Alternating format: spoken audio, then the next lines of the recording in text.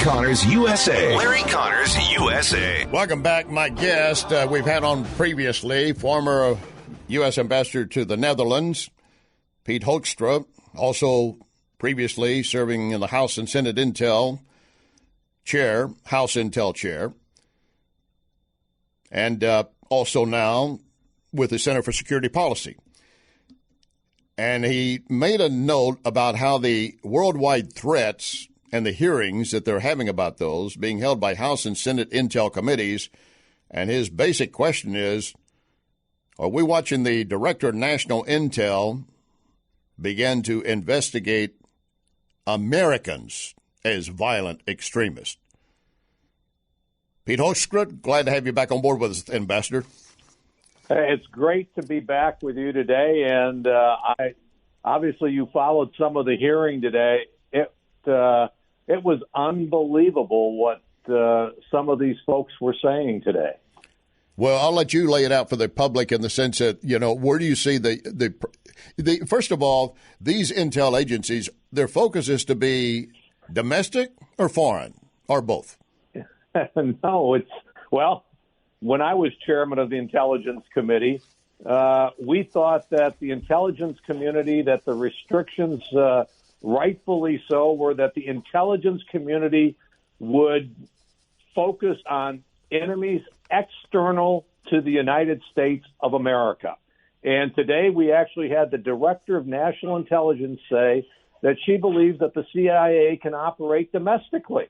And it's like, wow, if this doesn't spread fear through every American, it really should. Now, she didn't come out and specifically say that, but what she said is the statute that governs this, which we call 12333, says, the FBI the intelligence community is prohibited from acting domestically. And she said that she didn't really think that that is what that said, that it didn't prohibit that. Well, so the corollary is, she says, they can.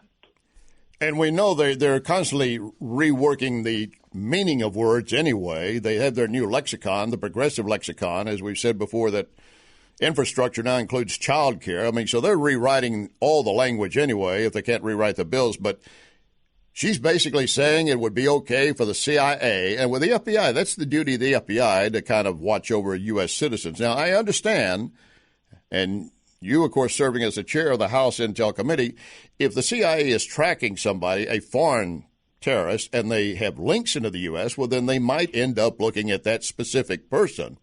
But I don't get that impression from them now. They're just going to blanket go after anyone they consider an enemy of the state or enemy of their party. Well, that's where they're headed. And, in terms of the FBI, I did not know this. I don't know if you were aware of this, but one of the congressmen today brought it up and said that, Director Wray, are you aware of the fact that, remember when the guy went out and shot Steve Scalise and a number of other Republicans at the baseball practice? And he had asked people there, are those Republicans or Democrats, and are those members of Congress? And the answers were yes, yes.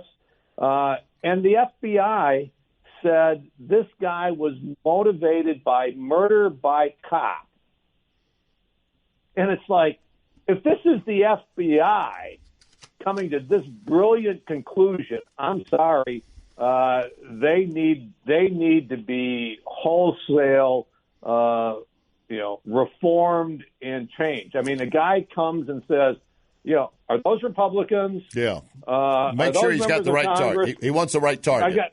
I got to make sure I got the right target. Right. And start shooting, almost kills Steve Scalise. And then the FBI says, he was motivated by, he wanted to be murdered by cops. I'm sorry, I can't go there. I agree. I've spent 50-plus years in news business and TV anchor and stuff like that, and I've worked with numerous FBI agents, special agents in charges, a sack at each location wherever I was, and always I have the highest regard for them and the men and women of the ranks. But right now, what's happened now, I mean, and we saw that during the Trump administration when you have House Intel Committee Chairman, in fact, your colleague Fred Fleitz, President CEO of Center for Security Policy, pointed out that Adam Schiff and other committee Democrats used all their hearings to simply attack Trump's foreign policy and advance that false narrative about Russian collusion. They were not interested, in fact, and they were using the intel agencies to go after the president. Yeah, and then the last takeaway that I had from today, you caught me at just the right time because I'm just writing something up on this. The Bugs and Bunny intelligence crowd is back at the CIA and in the intelligence community. One of the last intelligence reform bills that I had the opportunity to provide input on, and the CIA was going to create a climate terrorism center. Yeah. And it's like, what? What? And the Democrat chairman responded to my critique and said, Congressman Hoekstra, in all due respect, this is not a Bugs and Bunny intelligence community. And you know what? If you watch the hearing today, there was more talk about the threat from climate change than from Al-Qaeda or ISIS. And I study Al-Qaeda and ISIS and the radical jihadist threat on a regular basis. And, it's like these are the people that are running our intelligence community. And, sure, they've got Iran, Russia, China at the top of the list, but then comes climate change. And then, oh, by the way, there is also this threat from radical jihadists, but they would even probably put domestic terrorism in front of jihadists. Let me break that down. Again, you're listening to Pete Hoekstra, who is a former ambassador, U.S. Ambassador to the Netherlands, but also serving as a former chair of the House Intel Committee and overseeing House and Senate Intel worldwide threat hearings. Now, you mentioned jihadists so far. We have been pointing out, and I have repeatedly, I'm sure you have as well, we have an open border. We don't really have a border right now.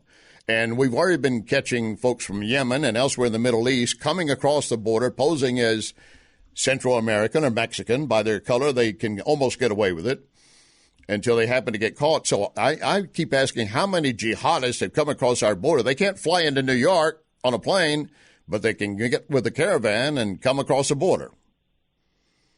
Yeah, well, we have no idea. I mean, number one, we're probably not detaining a very high percentage of the people coming across the border. Right. The second thing is if we do detain them, we may ask them some rudimentary questions and those types of things, but a number of them are just then being released into the population. We have no idea. I'll tell you, I never thought it could get this bad, but, we are setting ourselves up to be vulnerable and at risk. And yes, we're at risk from China. We are at risk from cyber threats around the world. But much of this is going to be because we have made policy decisions and we've altered our priorities from real threats to imaginary threats. And we have let down our guard in certain areas. And the best example is the one you just mentioned. Countries want borders if they want to be a country. Well, let me break that down. A couple things there real quick. First of all, your first blush reaction to Biden pulling troops out of Afghanistan. Trump was going to do it anyway, starting, in fact, I think in May, and now Biden says it's going to be September. When Obama moved out as quickly as he did, that gave the rise to ISIS. I do agree we can't be a police agency for everywhere, but terrorist groups springing up again that might have been eradicated in the futile fighting in Afghanistan, what do you see happening going forward? Well, what I'm hoping is that there are agreements between the U.S. government, NATO, and the Afghan government that for the assistance that we will continue to provide, that our intelligence communities and our intelligence assets will have the capability to operate within the territorial limits of the territorial borders of Afghanistan to go after terrorist threats. Let me throw another one at you in the last minute or so here. I had earlier that we had more than 100,000 Russian troops in assault vehicles painted with invasion stripes headed to Ukraine's border That's 1,300 battle tanks, 3,700 drones, 1,300 artillery and mortar units, rocket systems. It's definitely a test against Biden at this point. What should we be doing? Well, we should be totally engaging with our European allies, and we should put this at their feet because they are the ones that for the last 20 years have been unwilling to pay for NATO. They have been unwilling to invest. They've been I saw this in the Netherlands. My wife was always my best defender because we would be talking with a group of Dutch folks, and they would say, and she would hear that their manpower and their army and all of that was at 60%. And then she would crystallize it just like you crystallize things for me. She would say, oh, that means that there's a war in Europe where people are at risk, you'll once again be waiting for American men and women to be the ones that are on the front lines and to be killed because you're unwilling to put people into uniform. Excellent point. As always, we appreciate you joining us, Ambassador. We'll do it again, sir. Hey, I love it. You're great. Thank you. Thank you, sir. Former U.S. Ambassador of the Netherlands, Pete Hoekstra. Now coming up, something entirely different. Fun. Stand by.